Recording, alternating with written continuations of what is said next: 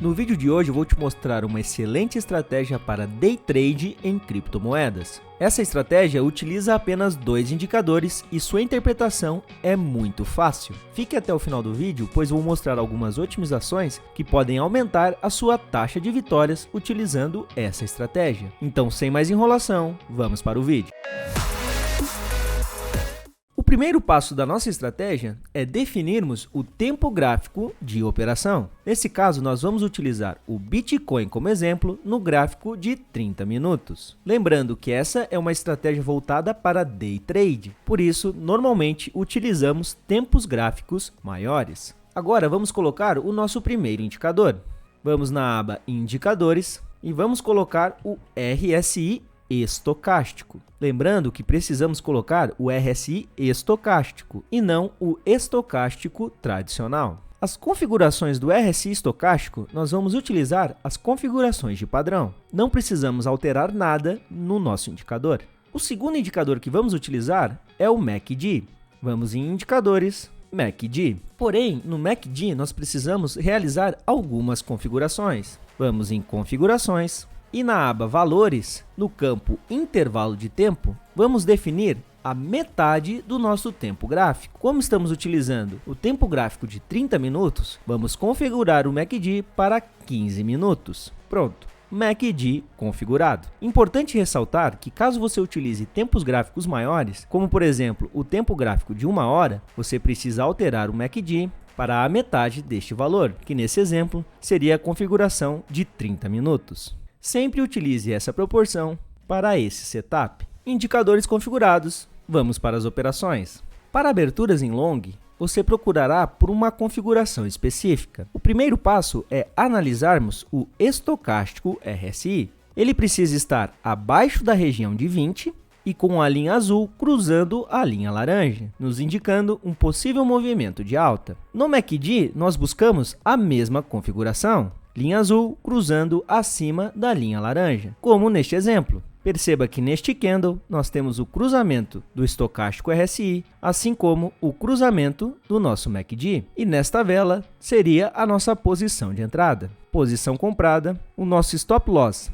Nós vamos colocar abaixo do fundo anterior, que nesse caso coincidentemente coincide com o nosso candle. E na nossa proporção de risco-retorno, podemos traçar uma meta de 1,5. Perceba que em algumas horas depois, atingimos o nosso alvo. Importante destacar que, como vocês podem perceber, nós tivemos mais um esticamento dessa pernada. Isso porque o nosso MACD ainda estava indicando uma forte movimentação de alta. Porém, o nosso estocástico já estava em região de sobrecompra. Isso porque o estocástico tende a se mover de forma muito mais rápida, pois o seu objetivo é tentar identificar movimentações de pullback. Já o indicador MACD possui como finalidade indicar a força de uma movimentação. Por isso, mesmo que nós tenhamos configurado o MACD para um tempo gráfico mais lento, ele normalmente demora um pouco mais que o estocástico para nos dar a indicação de reversão do movimento. Nesses casos, nós podemos usar ferramentas para otimizar a nossa operação, como por exemplo o Trailing Stop ou até mesmo o posicionamento de stops dinâmicos. Dessa forma, poderíamos conseguir um risco-retorno muito melhor, inclusive realizando a saída do MACD no cruzamento de uma entrada de short, como neste candle aqui, onde nós temos o RSI cruzando para baixo juntamente com o MACD. Caso tivéssemos levado essa operação até esta configuração, nós poderíamos ter tido um lucro de 4,14%, num risco-retorno de incríveis 4:1. Já para uma operação de short, nós buscamos exatamente a configuração inversa. Primeiramente, o estocástico precisa estar acima da região de 80 pontos, com a linha azul cruzando abaixo da linha laranja. Assim como o nosso MACD precisa estar com a linha azul cruzando abaixo da linha laranja. Perceba que neste candle nós tivemos esta configuração. Aqui seria o nosso ponto de entrada. Posição vendida, fechamento do candle, stop loss acima do topo anterior, que nesse caso é neste candle verde, com a relação de risco-retorno de 1,5. Veja que novamente em algumas horas tivemos o fechamento da nossa operação. Percebam novamente que poderíamos ter esticado um pouco mais o nosso alvo, novamente utilizando a estratégia de cruzamento do MACD, que ocorreu apenas neste candle verde, onde nós tivemos um cruzamento do estocástico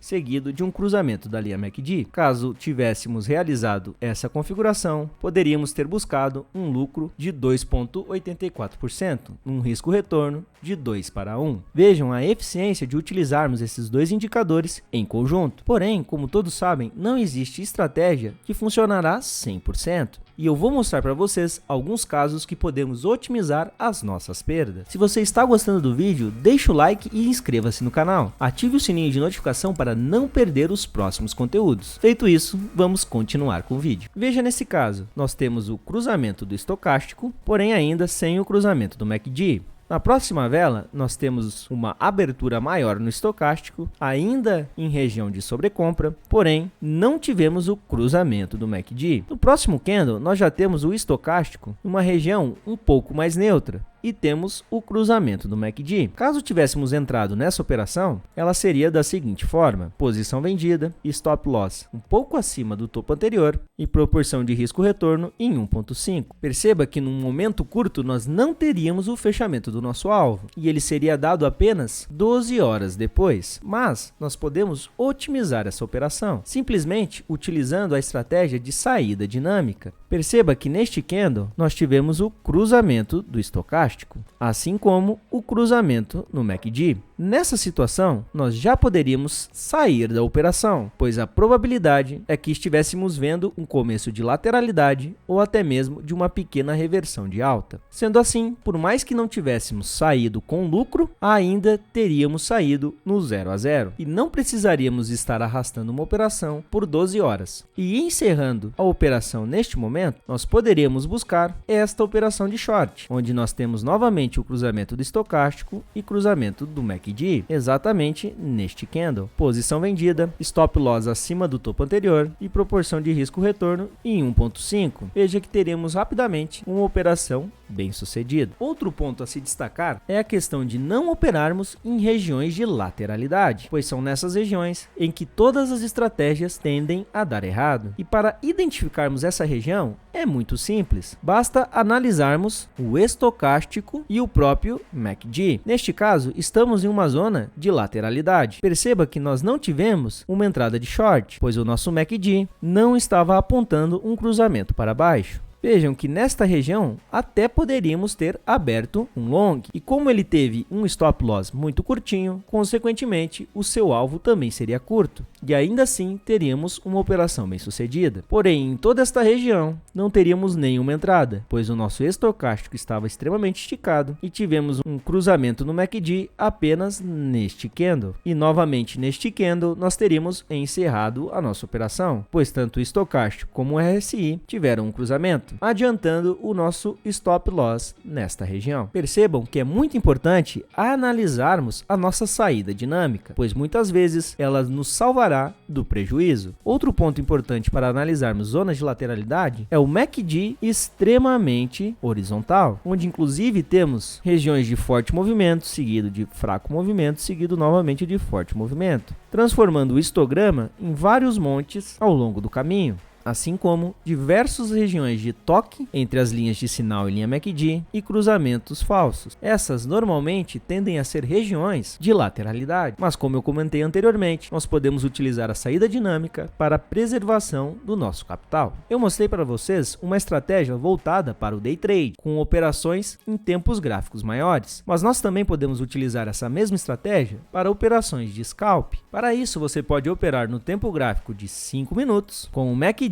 configurado para 3 minutos. Porém, você irá perceber uma série de entradas e sinais falsos. E para otimizarmos essas operações de scalp seguindo a estratégia de MACD com estocástico RSI, nós vamos utilizar mais um filtro. Para essas operações de scalp, nós vamos utilizar o MACD com uma relevância muito maior, pois além das configurações passadas de entrada de long e short, nós vamos analisar aonde essas aberturas foram realizadas dentro do MACD. Por exemplo, se os cruzamentos de long foram realizados abaixo da nossa linha 0 do MACD, nós vamos desconsiderar essas entradas. Nós vamos buscar cruzamentos de long apenas acima da linha 0 do MACD, assim como cruzamentos de short. Cruzamentos de short acima da linha 0 serão desconsiderados e vamos buscar apenas cruzamentos da linha 0 para para baixo, como por exemplo neste caso. Reparem que ainda estamos um pouquinho acima da linha zero, mas veja que a movimentação de alta não teve força suficiente para elevar o preço acima. Neste caso, por mais que estamos um pouquinho acima da linha zero, seria uma entrada válida. Lembrando que novamente nós precisamos da confirmação do indicador estocástico para as nossas entradas. Essa estratégia tem uma boa taxa de acerto em tempos gráficos maiores, como por exemplo o de 30 minutos e o de 1 hora. Porém, para scalp,